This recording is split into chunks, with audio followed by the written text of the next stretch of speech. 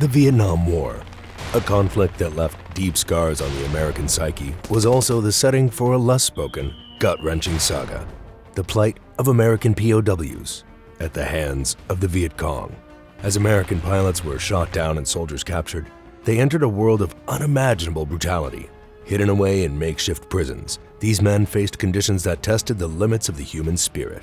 Starvation, torture, and psychological warfare were tools used not just to extract information, but to break the will of those who dared to oppose the Viet Cong's resolve. In a war that became infamous for its tragic images, there was one that conveyed the overwhelming joy of a prisoner of war, more than perhaps words themselves could ever do. The Pulitzer Prize-winning photo, entitled "Burst of Joy" by war photographer Slava Saul Vedder at Travis Air Force Base in California, captures the moment the family of the now former POW Lieutenant Colonel Robert Sturm saw him in person for the first time in more than 5 years. Tears streaming down her face as she leapt into her dad's arms. But unfortunately, Vietnam never stopped giving. Before he left Vietnam, the Vietnamese authorities had allowed the men to prepare for going home, and in a letter from his wife, which he read the day before his release, Sturm found out she had filed for divorce. It was a bittersweet homecoming if there ever was one.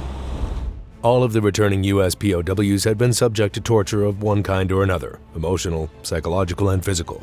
Records show that 766 men were held captive by the communists in Vietnam.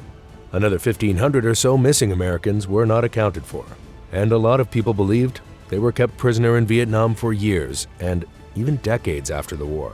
But that's a story for another time. Most of the captured soldiers were pilots or flight crews of bombers or fighter bombers sent to bomb targets in North Vietnam. This meant that, unlike in other wars, most prisoners were officers. To the North Vietnamese, that meant three main things. The men likely had valuable information. People around the world, and especially in the USA, might pay more attention to what they were saying. And perhaps these men, thought of by many back home as the best and the brightest, could be turned and made into useful propaganda tools, telling the U.S. public on carefully controlled broadcasts about the many things wrong about the U.S. effort in Vietnam. What did the POWs endure? Every pilot and crew flying over North Vietnam knew that their missions were exceedingly dangerous. While the technology of American planes and the skills of their pilots and flight crew helped keep the vast majority of U.S. aircrew safe, everyone knew that the North Vietnamese were equipped with an impressive array of anti-aircraft radar and weapons, supplied by the Soviet Union and China, America's largest and most implacable enemies.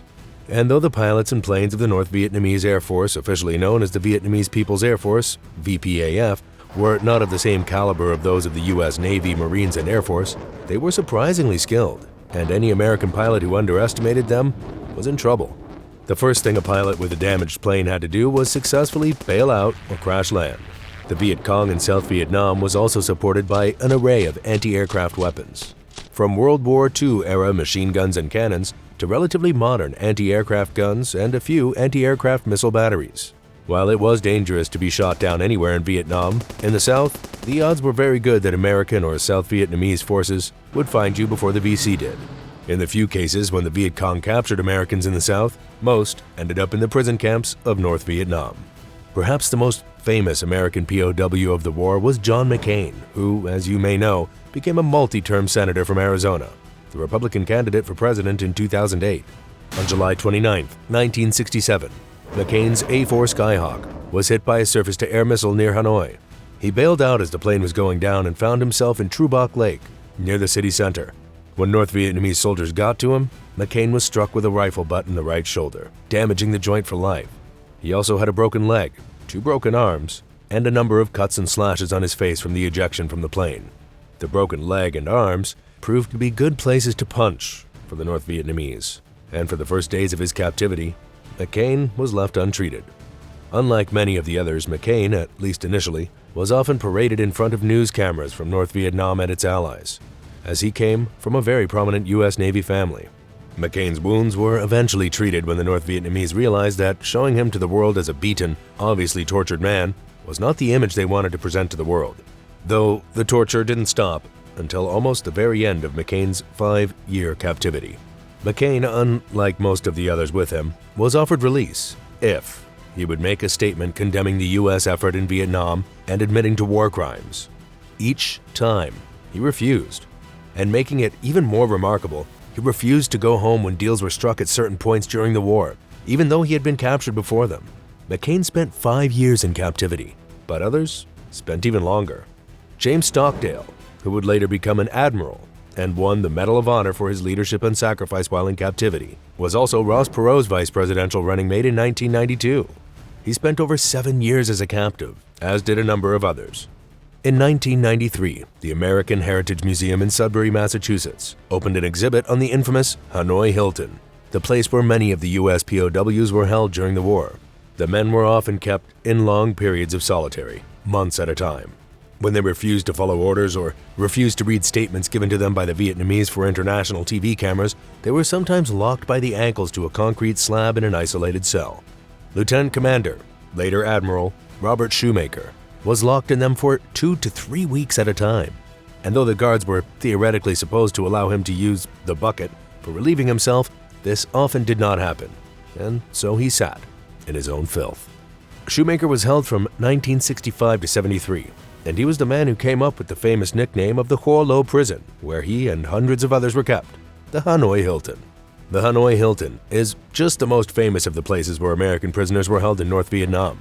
POWs gave nicknames to many other places in the North where they were held. The Zoo, for its boarded-up and caged windows. Alcatraz, for the isolation, hard regime, and difficulty of escaping. The Briar Patch, for its location deep in the forest. The Dog Patch, a particularly filthy camp near an old power plant that was named after a town in the popular U.S. comic strip Lil Abner, and others. At each of these camps, various torture methods were used. Anyone who has had a shoulder dislocated will tell you it's one of the most surprisingly painful injuries.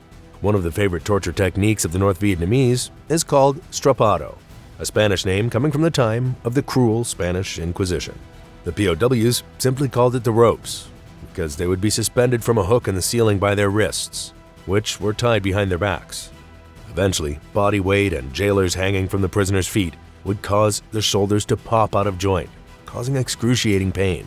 When finally let down, guards would either punch the shoulders or very forcibly try to pop the shoulders back into place, no less painful. Commander Shoemaker and others were often beaten, and on one occasion, given electric shock. Shoemaker estimated that he was tortured a dozen times while a POW. Torture also included waterboarding, simulated execution, simple beatings, and on occasion when the pain got so great that a man would cry out, shoving a metal bar down their throat so they couldn't scream. Physical torture was only one way the POWs were tormented. They were repeatedly told that the U.S. was losing the war, that America was coming apart at the seams over U.S. involvement in Vietnam, that their wives were cheating on them, and that their offspring were addicted to drugs or had died. Of course, solitary in the concrete beds that some of the men slept on for years were almost torment enough. The screams of other men being tortured or beaten also traumatized the prisoners. Every single POW was told of the behavior expected of by other POWs, led by Stockdale and high-ranking and or respected men. Everyone knew there would be a breaking point, but they were told that they were expected to endure torture, not to bring suspicion down on them for being a collaborator. The men were expected to hold on as long as they could, but everyone, in the Hanoi Hilton and other prisons, every man would eventually break. The key was trying to give the Vietnamese as much false, misleading, or partially true information as possible. Anyone who broke was not treated any differently. They had all broken at some point. The biggest struggle for many of the men came after they broke.